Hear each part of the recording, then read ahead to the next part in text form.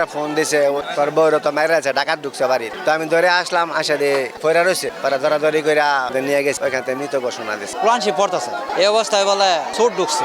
কতক্ষণ পরে আমার বাতি যাইয়া দে এক লোক কেন পরে হাই দিছে, দৌড় হাইও দৌড়তেছে। কাকা ধরেন আমার মারে লেগেছে, তা আমি দূরে আমি ধরতে পারি না, চলে না বলছে কি দৌড়াইয়া আপনাকে দক্ষিণ বিঘা থাকা চুরি টুরি কইরা হাই মানি ওই মহিলারা মাইরা যাইতে চাইছিল, মানে যে পুরুষটা চুরি করতো হ্যাঁ কি করছে মাইরা লাইছে, ওই মহিলারও এখন মারা গেছে। রূপগঞ্জ থানার অন্তর্গত কাঞ্চন পৌরসভার কেরাবো নামক স্থানে মেহেদী নামের একজন টাইলস মিস্ত্রি নিহত আমেনা বেগমের বাসায় বিগত 4-5 দিন আগে টাইলসের কাজ সম্পন্ন করে। আজকে সে কাজ সম্পন্ন হওয়ার পরেও চুরি করার উদ্দেশ্যে প্রাথমিকভাবে আমরা জানতে পেরেছি আমেনা বেগমের বাসায় যায়। তো আমেনা বেগম বিষয়টি বুঝতে পেরে তাকে চুরির কার্যে বাধা দেয় এবং এই বাধা দেওয়ার এক পর্যায়ে আমেনা বেগমের সাথে মেহেদীর ধস্তাধস্তি হয় এবং মেহেদী হাতের কাছে থাকা একটি ছুরি দিয়ে আমেনা বেগম ছুরিকাঘাত করেন গলায়, এবং এই ছুরিকাঘাতের ফলে আমেনা বেগম নিস্তেজ হয়ে পড়েন এবং চিল্লাচিল্লি করেন। তার এই চিল্লাচিল্লিতে আশেপাশের লোকজন এসে ওখানে জড়ো হয় এবং মেহেদীকে ধৃত করে এবং আমেনা বেগমকে চিকিৎসার জন্য একটি স্থানীয় বেসরকারি হাসপাতাল পাঠানো হয়। পরবর্তীতে যখন আমেনা বেগমের মৃত্যুর খবরটি এলাকায় আসে, মেহেদী যেহেতু জনগণের হাতে ধৃত ছিল,